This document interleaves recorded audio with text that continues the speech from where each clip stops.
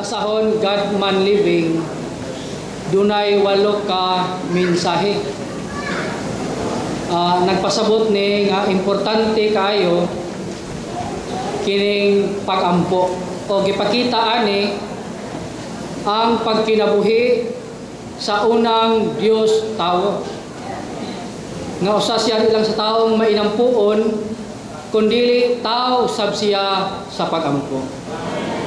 Dili ta ingon ani nga mga tao. Pero naghatag ang Dios og sumbanan nato kung unsa nga klase nga kinabuhi ang gitinguha niya nga makatuman sa iyang tuyo dinhi sa yuta. Salamat nga ang pulong sa Dios humana. It is finished. It is done. Accomplished fact na nitanan. Amo na ang synoptic gospels, Matthew, Mark ug Luke, gisulat ni siya sumala sa physical nga paglantaw sa nagsulat ani. Lahi sa Juan, gisulat ni sumala diha siyang Dios non mystical niya nga bahin. Muna ang Ginoo dunay physical humanity, duna pud siya divinity. Sa akong portion dunalay tulo no kadagko nga mga punto dayon sa diha ang Ginoo tuwa na siya sa cross. Bisan sa pagsugod sa iyang earthly ministry, nagampo ang Ginoo hangtod nga sa gilansang sa cross. Nagampo gihapon siya unsa klase nga sumbanan. Muna nga samahon gyud ta sa Ginoo kay mao man iyang pamatigayon nga nahimo siyang tawo aron mahimo tang Dios sa kinabuhi ug kinaiya nga masama gyud ta niya. Muna dili gamay ning abutang ning pagampo. Kay sa Marcos sa dihang ngit-ngit pa ang Ginoo nagampo privately sa iyang Dios Amahan. Mikag privately, pribado, intimate, way nakatugaw, kadlawon. So grabe nga bisan sa paghuman sa pagpakaon sa 4 o 5 kalibo. Pagkahuman niya, muampo na pud siya. Mupahilit na pud siya ngadto sa kamingawan ug magampo. Bisan sa pagpili niya sa 12 ka mga apostoles, bisan ang usa yawa Satanas, nagampo gihapon ang Ginoo. Tibuok gabi gigugol niya sa pagampo. Kalabot ni ining pagpili sa 12 ka apostoles. Dili gamay nga butang nga tibuok gabi nagampo ang Ginoo.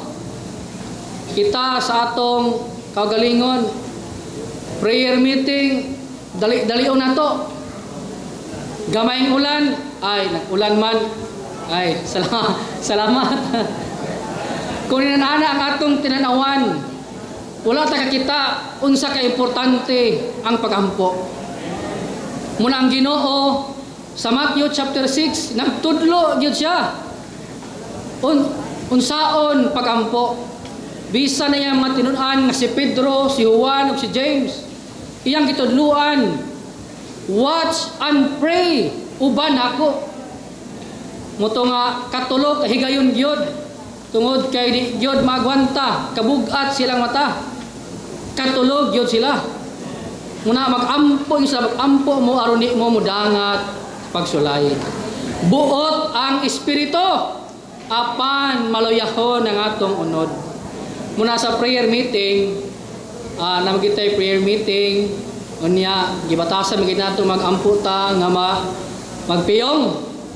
Pero usahay kini magpiyong ta murag madayunan og katulog. Madayunan. Kay kapila kahitabo once nga prayer meeting katugon. Ako kasi katugon dayon ko, dali kay ko katugon. Pag humag prayer meeting, wag nawala naman dayon. Muna naibok si Brother Watchman sa the prayer ministry of the church, watch and pray. Munang sa Ephesians 6:18, magbantay ta, magtukaw ta sa atong mga pagampo. Muna sa Ephesians 6:18, ingon gid siya, Ephesians 6:18. Din siya diri, by means of all prayer and petition, praying at every time in spirit, watching unto this in all perseverance and petition concerning all the saints. Watching unto this, nagpasabot ni sa una nga pamulong, prayer and petition. Ingon si Brother Watchman sa book niya, dunay mga pagampo nato nga dili pagampo. Ang Dios ray magsusi ana nato. Basta ko sa pagampo ni Ginoong Hesus, sa footnote ingon siya mga pagampo sa Dios. Nganong kinahanglan siya magampo?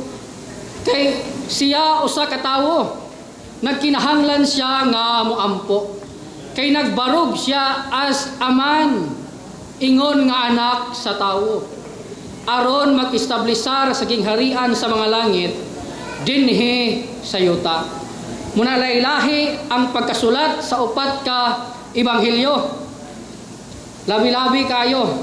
Muna salamat sa ministro sa panahon nga nagbukas ani nga kamatuoran. Muna sa Mateo siya ang ebanghelyo sa gingharian, nagpamatuod nga si Jesus Kristo ang hari nga manluluwas. Muna ang mga mago, asa man ang bituon sa hari ilang nakita, kinahanglan mapamatud-an nga kini si Kristo hari ni siya nga kaliwat ni David nga natawo aron mag-establisar sa langitnong gingharian dinhi sa yuta. Muna ang ebanghelyo sa gingharian sa Mateo, ang tumong niya mao ang pagdala sa mga tawo ngadto sa Dios aron himuon silang mga lungsuranon sa gingharian sa mga langit. Muna kita karon mga tao nga naa mga tao sa katawhan sa gingharian. Di lang ta mga lungsuranon diri nga dapita, kundi labi na mga katawhan ta nga naa karon sa gingharian. Salamat kay usa ta nga naluwas, gitubos sa atong manluluwas nga hari aron mahimong lungsuranon sa iyang gingharian. Muna sa Mark niingon siya ang ebanghelyo sa Dios, nagpamatuod nga siya ulipon sa Dios nga nangabudlay, nga matinumanong nangabudlay alang sa tuyo sa Dios. Muna sa Mark ang pinakapunto niya si Badili, ingon siya, and immediately diha dayon gibuhat dayon sa Ginoo. Kita sa ato kasinatian unya na ang Ginoo, and immediately diha dayon. Muna kay si Badili nga usa ni siya kaulipon nga nangabudlay og matinumanon nga nangabudlay. Nagsangyaw sa ebanghelyo sa Dios, nagsabod sa binhi sa gingharian sa Dios. Muna ang pagsangyaw sa ebanghelyo sa Marcos, pagdala sa bahin sa daang kabuhatan ngadto sa bag-ong kabuhatan. Muna mga bag-ong kabuhatan ta, kay duna tay Dios nga naa sa atong sulod. Muna ang ebanghelyo ni Lucas, ang ebanghelyo sa pagpasaylo sa mga sala, nagpamatuod nga siya tawo. Balik ang iyang genealogy, balik padulong ni Adam. Gisubay gyud nga siya husto, normal, hingpit nga tawo. Okay, muna nga sa Luke ingon siya, proclaiming the jubilee and carrying out his dynamic salvation by the virtue of his highest standard of morality, which is composed of his divine attributes mingled with his human virtues.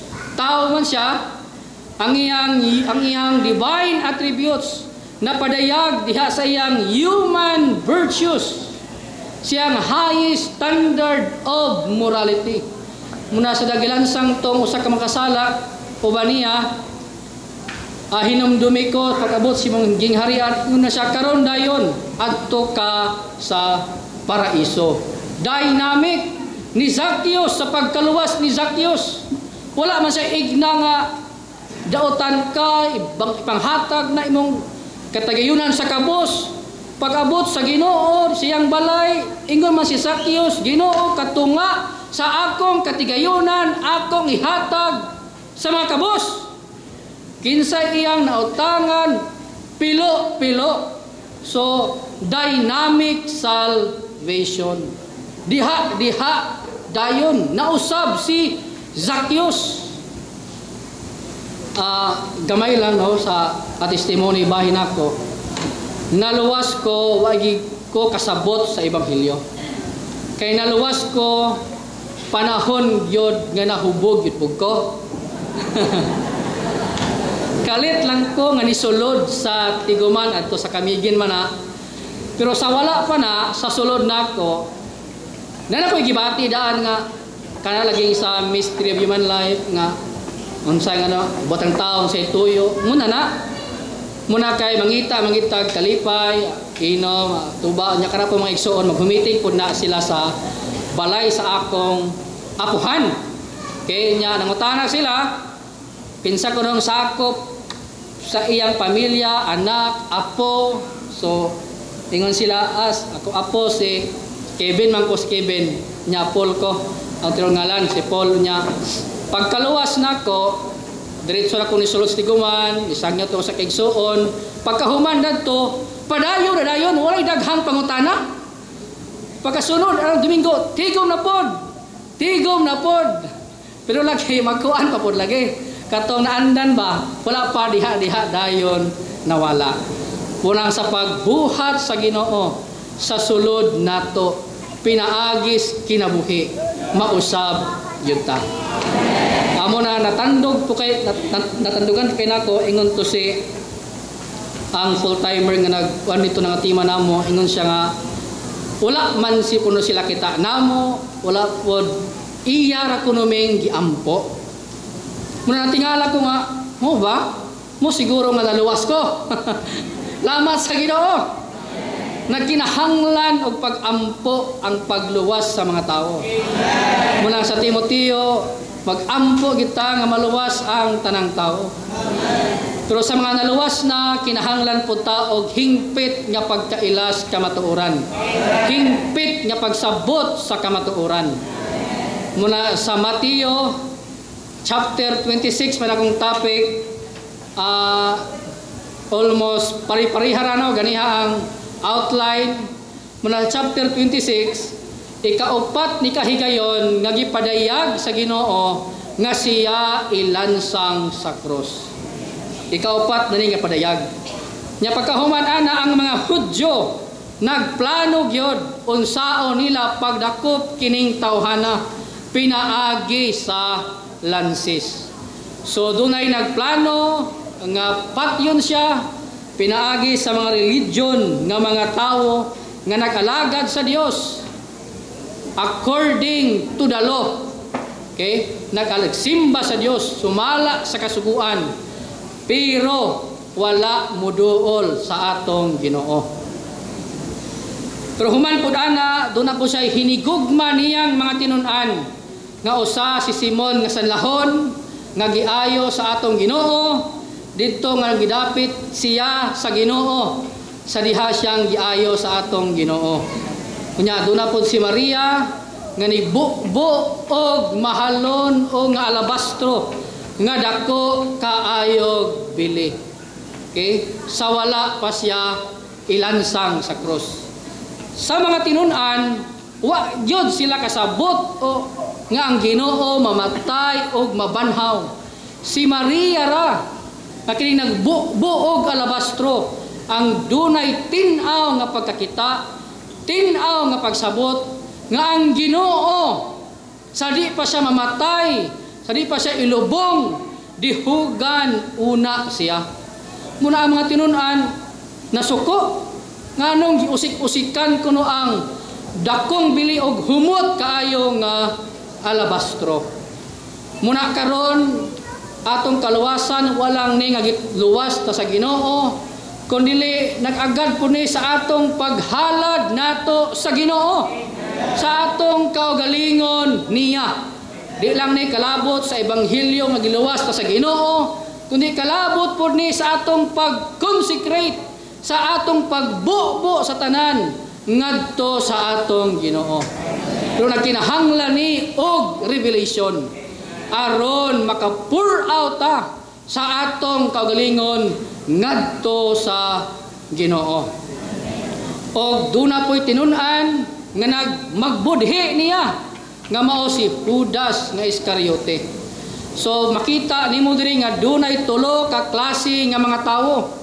Ang mga tao nga nagdumot niya nga patyon siya, ang mga tao nga nahigugma niya nga nihalad silang kaugalingon alang niya, gihatag ilang kaugalingon alang niya, ug dunay tao nga nigbudhi niya.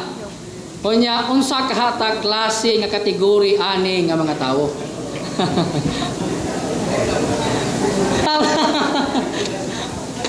So nahigugma, amen. Dita atong Judas, kay si Judas nisulod ra bagyo, Judas si Satanas nisulod ra bagyo sa kasing-kasing ni Judas. Muna pinagi po ni Judas natuman ang kasulatan, pero alaot po siya. No, alaot siya, may pakuno wala siya na tawo. Manahuman sa pagbetray, pagbudhi niya, giestablisar sa Ginoo ang Pasko. Nganong istablisar man sa Ginoo ang iyang Pasko? Aron matuman ang kasulatan sa Exodus chapter 12 nga ang Passover lamb. Muna sa 26 ingon siya dire, 26:1 ingon siya, you know that after 2 days the Passover takes place and the Son of Man is being delivered up to be crucified. So ang pagkalansang niya sa krus mo ang katumanan sa panagna sa Exodus chapter 12 nga siya ang tinuod nga kordero sa Pasko nga nilabay ang paghukom sa Dios nato. Amen. Mga tao nga gilabyan sa paghukom sa Dios. Muna every Lord's table meeting magdaay ginunta tas Ginoo. Mubukas ginunta ang atong baba. Lord, salamat. Ikaw ang tinuod nga Pasko. Amen mga igsoon. Muna dunay duha ka table are. Ang table sa Pasko o ang table nga bag-ong istablisar sa atong Ginoo. Iyang iterminate ang usa, pulihan ang usa, o iyang istablisar ang usa ka talad. Sa ato pa usarato kahulagway kay siya mismo ang katumanan adto nga mga hulagway sa daang tugon. Amen. Mga igsoon, muna ingon dire ang Ginoo, human sila manihapon, ingon siya, and on the first day and now on the first day of the feast of unleavened bread, the disciples came to Jesus. Asa kun si dapit mukaon sa tinapay, na isa dire nga asa sa mukaon, nangita si Pedro gyud mga kauban didto. Kaya muna nga ng Ginoo, kini ang tinapay, akong lawas, gihatag alang ninyo, gipakas-pikas, aron atong maambitan, kini ang dugo sa pakigsaad, nga giula alang sa pagpasaylo sa atong mga sala. Amen. The bread of the Lord's table is a symbol signifying the Lord's body, which was broken for us on the cross to release His life that we may participate in it. By participating in this life, we become the mystical body of Christ. Muna ka ng tinapay, doon ay duha ka aspito yung kahulugan, physical body sa atong Ginoo, o ang mystical body sa atong Ginoo nga nag-apil taana mga igsoon. which also signify by the bread of the table. Hence, by partaking of the bread of this bread, we have the fellowship of the body of Christ. The Lord's blood redeemed us from our fallen condition back to God and back to God's full blessing. The bread signifies our participation in life, and the cup our enjoyment of God's blessing. Hence, the cup is called the cup of blessing. In it are all blessings of God, and even God Himself our portion. In Adam, our portion was the cup of wrath. Christ drank the cup for us, and His blood constitute the cup of salvation for us. The cup that runs over. By partaking of this cup, we have the fellowship of the blood, and have fellowship of the blood of Christ. The Lord's blood, having satisfied God's righteous requirement, enacted the new covenant. Sa dang giula ang dugo sa Ginoo alang sa pagpasaylo sa mga sala, gihimo pud sa Dios ang iyang bag-ong pakigsaad, pinaagi ni ining dugo. In this new covenant, ining bag-o nga pakigsaad, kana makita nato ugma sa Lord's table meeting, we have forgiveness. Doon na tayo pagpasaylo sa atong mga sala. Doon na tayo kinabuhi. Doon na tayo kaluwasan and all spiritual, heavenly, and divine blessing. With this new covenant is given to us, it is a cup, munang cup of blessing. Man, the Lord shed His blood. God established the covenant, and we enjoy the cup, in which God and all that is of Him are our portion. Na ipinaka-nindot ani isa dito nga footnote, ingon siya, the blood is the price that Christ paid for us. Ang dugo o ang bili nga gibayad sa Ginoo alang nato. The covenant is the title deed, titulo, deed that God made for us, and the cup is the portion that we receive from God. Munang Biblia usa ni kat titulo nato. Munang John ingon siya, God is faithful because dunay titulo nga ang Dios matarong nga mopasaylo nato o hugasan ta sa dugo ni Kristo, mga igsoon. Ang luwan ako aning tao sa pagampo is naa nga si Ginoong Hesus mao ang tao, siya ang one of the offerings in Leviticus. Tao sa pagampo, siya ang tinuod nga halad nga sinunog nga bug-os og alang sa Dios. Tanan niyang gibuhat, tanan niyang gipamulong, tanan alang sa Dios. Malingon diri ang gitinguha sa kasing-kasing sa Dios nga mahulad unta diha sa daghang mga bahin sa lawas, pinaagi sa espiritu sa realidad ang aktual nga kahimtang sa Dios taong pagkinabuhi ni Hesus ingon sa nasulat ka ebanghelyo aron mahimong realidad sa lawas ni Kristo ang kinahabugang tumong sa pamatigayon sa Dios. Gipakita sa upat ka ebanghelyo ang sumbanan sa kinabuhing gitinguha sa Dios, ang kinabuhing makatagbaw sa Dios ug makatuman sa iyang tuyo. Nagkinabuhi si Hesus nga nagbuhat sa tanan diha sa Dios, uban sa Dios ug alang sa Dios, naa siyang pagkinabuhi ang Dios ug nausa siya sa Dios, ug kini ang ipasabot nga naa ni Hesus ang realidad. Ang makat-o ni Kristo maingon nga naa ni Hesus ang realidad, kanamang mahulma sa sumbanan ni Kristo, masama sa dagway ni Kristo. Karon gihingpit sa Ginoo aron mahimong mga Dios tawo nga nagkinabuhi sa Dios nung kinabuhi sa pagdumili nato sa natural nga kinabuhi, sumala sa sumbanan ni Kristo nga unang Dios tawo. Ang tuyo sa Dios sa pagpadala niya ni Ginoong Hesus aron mahimong tawo, aron man magkinabuhi sa Dios taong kinabuhi, pinaagi sa Dios nung kinabuhi, kon mukaon taniya mabuhi tungod niya og mahimong manukupong dakong tawo nga sama gyud niya. Taong nagkinabuhi sa Dios, taong kinabuhi, pinaagi sa Dios nung kinabuhi. ang bugtong kinabuhi. Nakuha ni ang bugtong kinabuhi nga makapahimuot sa Dios, maura ang kinabuhi nga pagsubli sa kinabuhing gikinabuhi ni Kristo dinhi sa yuta. Kinabuhi kini nga nagsinati ni Kristo sa iyang mga kasinatian isip halad nga sinunog. Okay? Si Ginoong Hesus nga realidad sa halad nga sinunog nga bugos gyung alang sa Dios ug sa pagtagbaw sa Dios nabuhi sa sulod nato karon. Amen. Na si Kristo sa sulod nato karon. Aron iyang i-reproduce ang iyang kaugalingon sa sulod nato. Aron mahimutang mga tao sa pag-ampo. Amen mga igsoon, sa kinabuhing gikinabuhi niya dinhi sa yuta.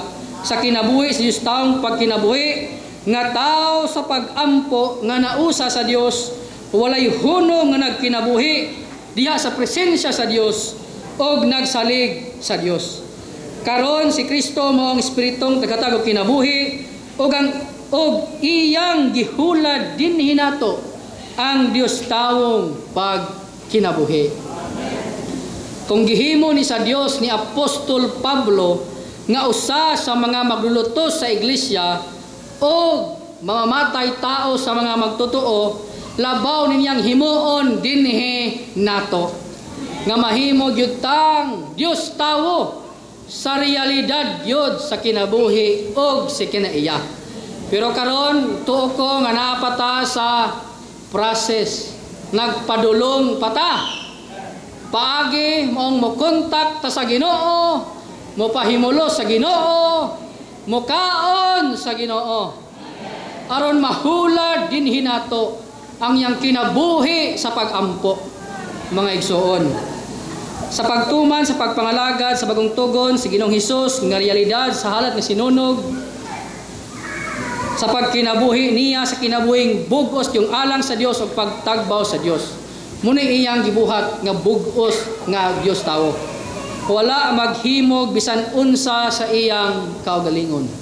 Ikaduha, wala siya magbuhat sa kaugalingon niyang buhat. Wala siya musulti sa kaugalingon niyang pulong.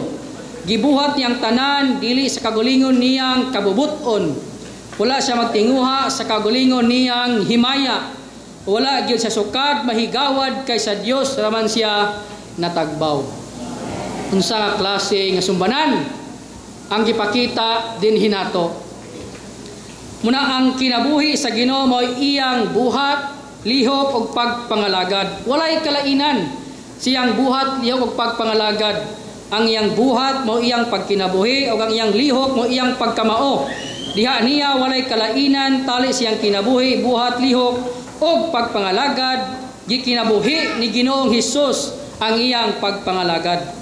Tawong mainampuon si Ginoong Hesus nga nausa sa Dios, walay hunong nga nagkinabuhi diha sa presensya sa Dios, nagsalig sa Dios ug dili siyang kagalingon, diha sa tanang mata nga pag-antos ug paglutos, ug diha niya walay bisan unsa, walay luna, walay paglaom, walay higayon, ug walay puruhan sa bisan unsa si Satanas nga magbubuot sa kalibutan. Tao siya sa unod nga nag-ampo sa misteryosong Dios diha sa Dios nun og mistikong ginsakpan. Sagad nga muadto siya sa bukid og mopahilit ba sa tago nga dapit aron magampo. Muna ingon si Madiron, ang pulong sa Dios dunay daghang mga commandments, daghang mga sugo. Ang atong response ingon ani ra daw, tulo ra ka butang. Amen, muamin ta sa pulong sa Dios. Amen. Example, taong mainampuon, di magana nato. Amen Lord. En po siya nga higugma imong kaaway, higugmao na mo among kaaway. Amen Lord. Amen sa imong pulong. Pero ikaduha, Lord, di nako ni mahimo. Ikatulo, ikaw ang mubuhat dinhi nako aron mahimo kung ako sumala sa imong gusto. Muni ang gusto sa Dios. Muna nakadeclare si Pablo, dili siya ang nabuhi, kundili si Kristo. Napadayag ang kinabuhi ni Kristo diha sa pagkinabuhi ni Pablo. Maingon nato nga si Pablo ang nabuhi pag-usab nga Hesus, o maingon unsab kita mga igsoon. Muni ang mga Diyos nung mga kamatuuran sa unang Diyos tawo diha sa mga Ibanghilyo. Muna sa pag-ampo niya sa Getsemani, sa wala pa siya, he was arrested, judged, and sentenced to be crucified. He prayed and taught his disciple to learn from him to pray.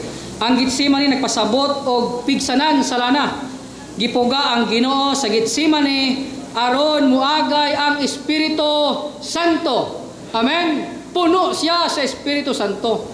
Munang sa Lucas, nagtinguha siya nga sa bautismo nga gustong bautismo niya kamatayon nga makagula ang iyang Diyos nung kinabuhi. He taught his disciples how to watch and to pray. Ikatulo, A and B, he came to his disciple. Okay, tulog sila. Katulo ni higayon nga nibalik ang Ginoo, natulog po siya, natulog sila. Ang mga tinurang away kadaog, munaingon ang Ginoo, ang espiritu buot pero ang amuluyahon ang unod. Okay? Kini on the cross, on the cross, Christ prayed 3 times. Katulo siya nagampo. The first time, he prayed for those who were crucifying him.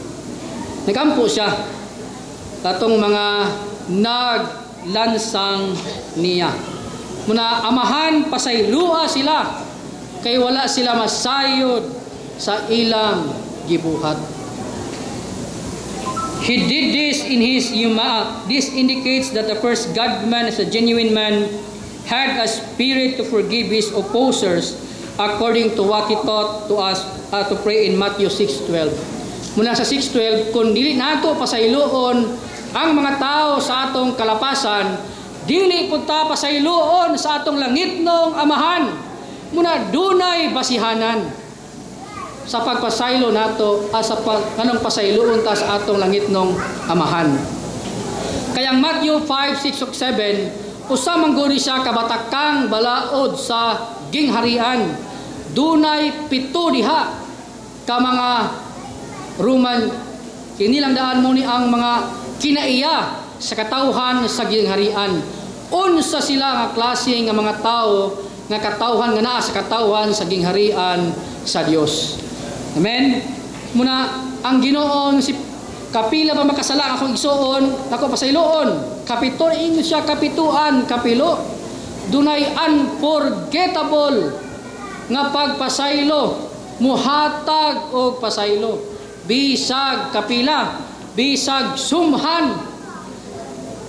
Murag yapon imurang balik-balikon. Diba inana? Imurang balik-balikon makasala ra gyapon ka. No?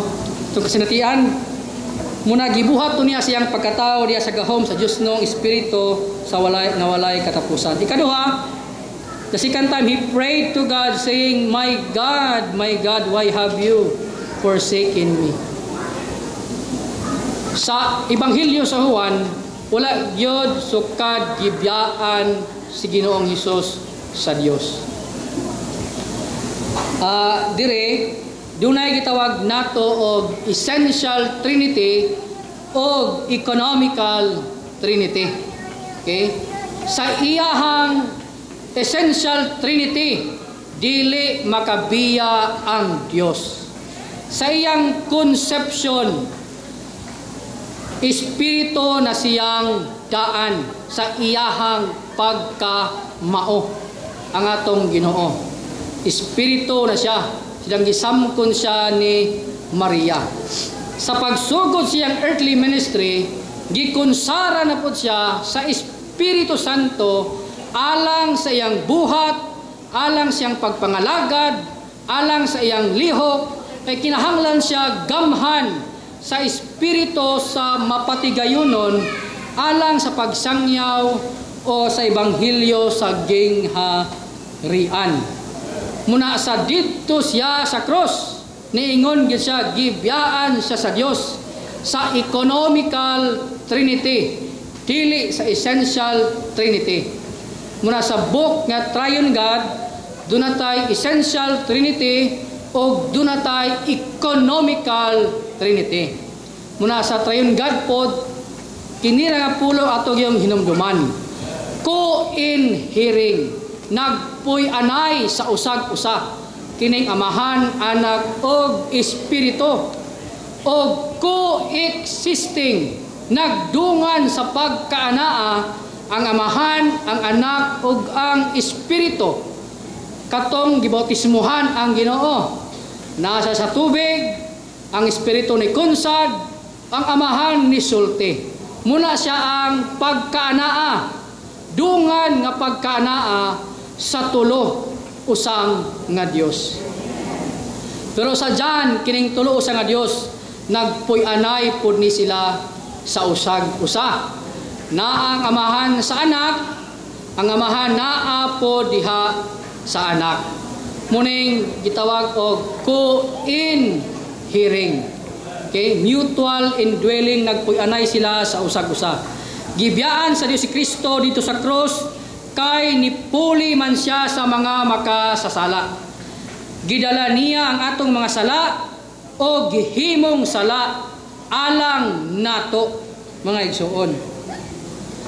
Muna sa yang pagkalansang sa cross, Christ's crucifixion lasted for 6 hours. 9 sa 9 to 12, siya gi-persecute sa mga tao, gibiyay-biyay, gibugal-bugalan, kay gituman niya kabubuton sa Dios, pero human sa 12 taman sa 3, dunay dakong kangitngit nga nitabon. Nagpasabot ni nga si Kristo adto nga orasa, adto nga adlawa, gihimo siyang makasasala, nahimo siyang puli alang nato didto sa cross. Una niingon ang unang Korinto 5:21, He made sin for us, bisag wala siya makaila og sala. Pero adto ra pod nga tayo, mga igsoon, siyang pagkalansang sa cross, kay nahimo magud siyang puli nato, nahimo siyang sala, o gipangangako niya ang atong mga sala. Imbes sa kita unta to, salamat kay dunay nangako, mao ang atong Ginoo. Muna ako makakuan mo mga iglesia ni Kristo, di gina sila mo to, ila ko na kayo nagbuan na, sabi nga mga tawhana, apil ang saksi ni Jehovah, di gina sila anak ragyod si Kristo, dili gid Dios. Muna nga kini nga kamatuuran, salamat kay nani sa pahiuli, dunay essential Trinity o dunay economical Trinity. Ang nibiya katong economical Trinity, ang essential wala. Kay nagpuyo gidiha niya ang tanang kahupnganan sa lawas gyud, mga igsoon. He cast out demons. Naghingilin siya mga demonyo pinaagi sa Espiritu sa Dios aron mudangat ang gingharian sa Dios. Tulo ni sila, dungan nga pagkanaa sa tulo. Ang Anak naghingilin pinagi sa Espiritu aron ang gingharian sa Dios mudangat, mga igsoon. Okay, the third time he cried with a loud voice, expired, he said, Father, into your hands I commit my spirit. Muning sakuan, tunay 7 last words ning Catholic, di ba? Na mag-Holy Week, 7 last words. Usa ni nga tulo ni siya, my God, why have you forsaken me? O gitugyan niya kagulit og namatay dayon ang atong Ginoo. Bisan siyang kamatayon sa cross, nagsalig siya sa Dios. Amen. Wala siya nang hulga, wala pud siya manimalos, no? Muna sa 1 Peter, kanunay gitugyan sa Ginoo ang tanan ngadto sa Dios nga maoy maghuhukom. Inani untata kung makasagubang tag mga persecution, biyay-biayon ta naatas mga kalisdanan, musalig gihapon ta sa Dios. Pero sa itong kasinatian, sulayan may atong pagtuo. Pero sa mga panahon nga tas kalisdanan, imbis nga mudahig ta, napuno ang atong bakba o mga pagbagulbol. Ano rin ani ang atong kahimtang, na Kristohanon ta, kung ay habog tang kamatuuran, ano rin ani man ato inoon nga kinabuhia. Muna ang Ginoo, muna sa pagpakig-away sa 2 Kronikas 20, sa nakig-away si Jehoshaphat, nakig-away sila pinaagi ra sa pagdayeg. Niawit ra sila pagsugod nila og singgit og pagdayeg ngadto ni Jehova. Nagset dayon og ambush si Jehova sa ilang mga kontra. Muna dako nga kahimuan kining pagdayeg. Sa mga panahon nga tas kalisod, kalisdanan, pagsulay, dili murag di kita mahaw-asan kung muampo ta, pero kung mudaig ta sa taliwala sa atong kahimtang nga naa ta, muratag musulbong ang atong kahimtang. Muna si Ginoong Hesus, sugod sa incarnation, hangtod siyang kamatayon, nagsalig sa Dios, nagtugyan sa tanan ngadto sa Dios. Walay pagdumot ang Ginoo. Niingon siya bisag gisagpa, gibugal-bugalan, giludan, gitamay, ug niingon pa tagnaa kasi nagsumbag nimo, matagnaan man gud to. Kasi nagsumbag. Pero wala igna sa Ginoo. Kay mura man gud siya og karnero nga gidala sa ihawan. Munay kung dadon ta sa ihawan, masama unta ta sa karnero. Sa atong pangulong magbalantay, sa atong maayong magbalantay nga mao si Ginoong Hesus. Wala ni sulti. Diretso ra, nagpaihaw ra, no? Muna yang kamatayon, voluntary to siya nga siya gid mismo ni adto. Willing siya mamatay. Pero amot lang kon almane muna karon na isa na appointed son of God. Gatago-tago. Surrender na, no? Grabe, mini nga propeta. No? Muna salamat kayo sa Ginoo. Salamat sa sumbanan ng iyang gipakita nato mga igsoon. Muni ang kinabuhi sa unang Dios tawo. Muna kita pod mga Dios tawo pod ta. Muni ang kinahabugang puntos pamatigayon sa Dios. Nakaabot na ta sa kinahabugan nga kamatuoran, pero atong pagkinabuhi lang yun ang murag na ikuan, no? Pero salamat sa Espiritu sa realidad. Buhaton lagi ni sa Dios, kay siya ang Dios nga nagbuhat, siya ang Dios nga Espiritu sa balaod sa kinabuhi nga naa sa sulod nato. Sadyang mo kontak taniya individual, private, mo pahimulos niya nga siya o kita surupan ta sa Ginoo siyang pagkamao sa iyang kaugalingon, iumol iyang kaugalingon, ibuhat iyang kaugalingon hangtod mahimong kita siya. Amen.